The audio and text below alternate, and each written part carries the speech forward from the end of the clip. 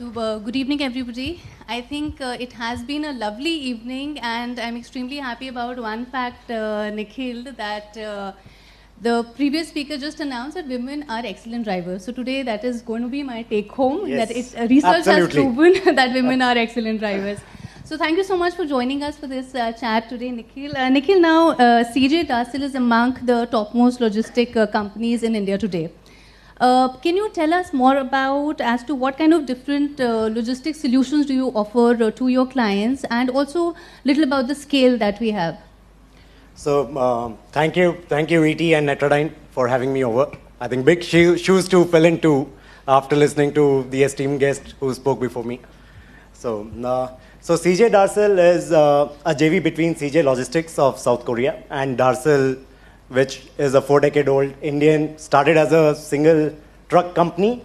And now I think we are proud to say that we've got over 1,000 trucks, as well as over 2 lakh vendor partners that we use their services to fulfill our customers' requirements. Along the journey in the last 4 decades, I think we've moved on from road to rail to coastal to a lot of other services that we could provide to our clients. So that has been the journey. And CJ, with them, they bring in around 6 decades of experience. So between both of us, I think we've got around 100 years of experience. That is what we joke around internally, right? So that's most about the CJ DARCL Logistics, what we do in India today.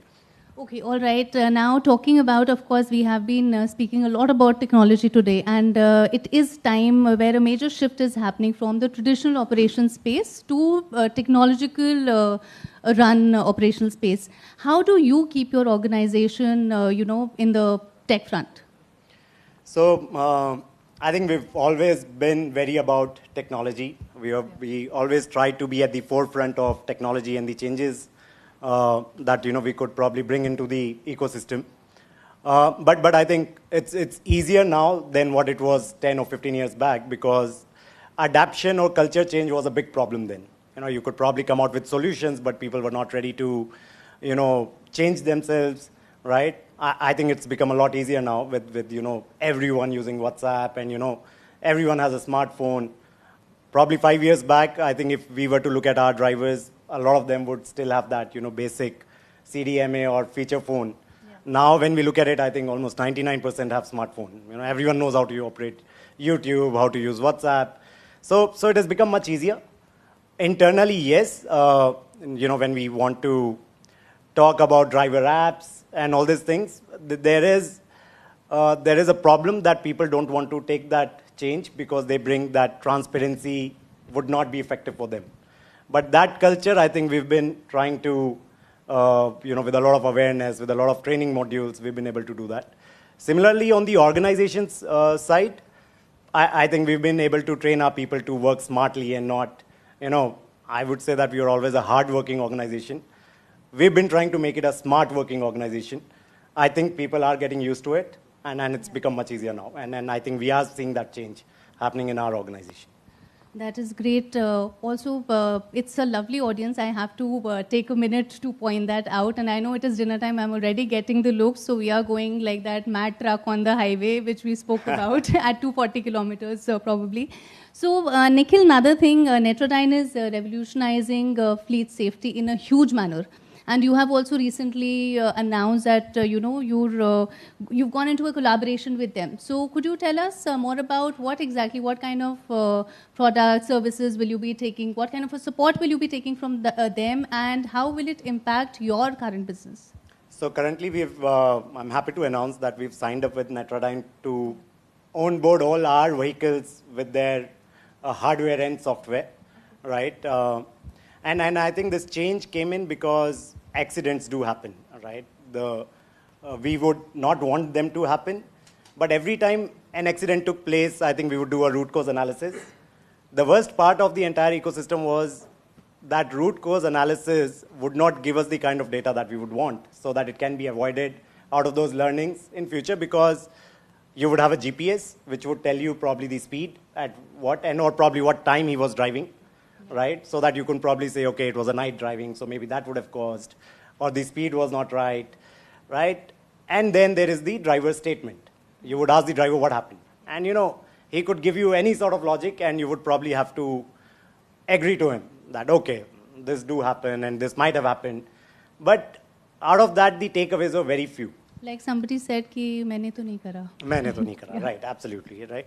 So for the longest time, the solution was not available. But I think when we came across Netradyne, so we had a look at it, and we felt that a lot of those data points are captured there. Okay. Right? There were other devices which were available, but I think hats off or credit to them that the algo that they have set in, which gives our control tower only the issues which were generated. Otherwise, you can't really ask your control tower or manpower to go in 24 or hours and hours of videos to point out what went wrong, or which driver did what mistake, whether it caused an accident or whether it was an issue or not. I think Netradyne just gives us those issues that were generated during the journey or the trip, right? Based on which I think we've been able to align and assign our control tower to run proper training programs to the drivers. So each time they complete a trip, their scorecard is generated. We look at it, what were the issues during their journey. We train them for it. And then probably the next trip, we also look at it, whether those were repeated or whether he needs to do a training, whether we need to warn him, right? So all of those ecosystems have been developed. So we found their product to be the right fit for our zero accident targets that we've assigned for ourselves. So first we feel we will start at home. We'll start on our own vehicles. Then we would probably want to take it to the next step, which is the lakhs of vehicles which are onboarded with us, how to go about it and how to solve that problem there. Right. And Nikhil, also there's a big talk about sustainability all across industries now. In logistics industry specifically, how will you look at sustainability here? So I think living in Delhi, the first thing that comes is the pollution and the environment, the air that we breathe in. So it's much more closer because we are headquartered in Gurgaon, so it's much more closer to our heart. And as a purpose for the organization, we've decided to work towards environment on the operations that we do. So as a result, we started rail because it's more economical as well as it's more environmental friendly. We started coastal after that. Also, I think hats off to government with the kind of adaptation and products that they are also bringing in, such as alternative fuels, right? I wouldn't say the speed is right, but they are thinking on those lines. And more customers have started asking for such solutions, that how the carbon sustainability, cost has always been part of it, but now they've also started talking about carbon, right? Immediate products that we have is probably transitioning from Euro 3 to Euro 4 to Euro 6. And then we have likes of electric vehicles, somebody spoke about in great detail about it. Then LNG is coming up.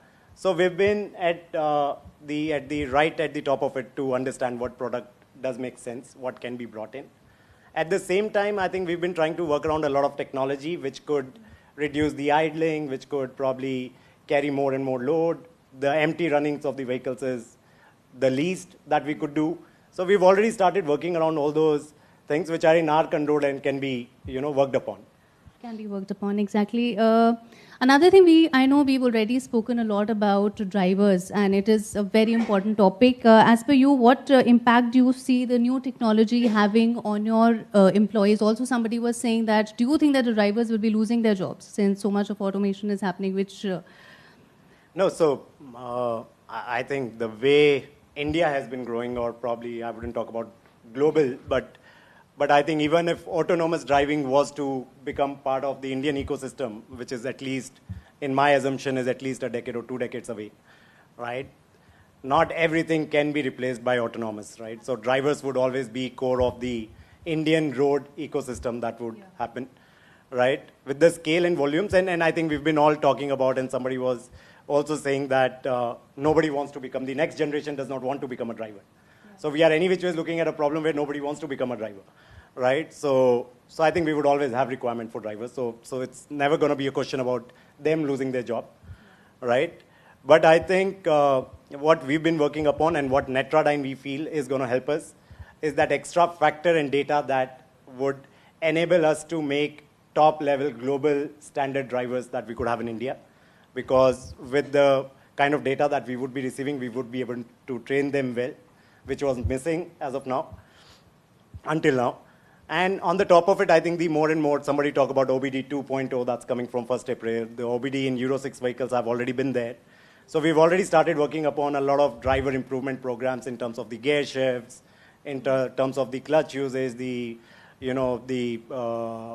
costing or the overrun that they do, right? So we've already started working on those kind of driving behaviors that they could work upon, which is not just environmental friendly, safer, and it makes them a top-class driver, right? Absolutely. Now, Nikhil, the last very important question. You, of course, your company is a leading player in the logistics segment where you are there. What about any future expansion plans that you have?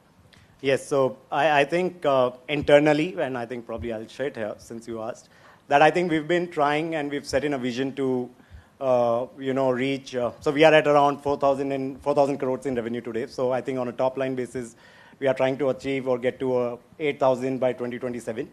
Having said that, I think a lot of it, like I defined, the purpose is going to be environmental friendly. So we are going to work towards a lot of such products and developments. At the same time, we want to become a full stack logistics company. We've always been a very customer oriented organization. So we want to provide them as many logistic based services that we can. So from bulk and FTL, we want to move on to warehousing, distribution, last mile deliveries. So we've been working on it, and hopefully we'll be able to achieve this target that we've set in for ourselves. Absolutely, that sounds fantastic. Thank you so much for speaking to us, and thank you so much for being a lovely audience today.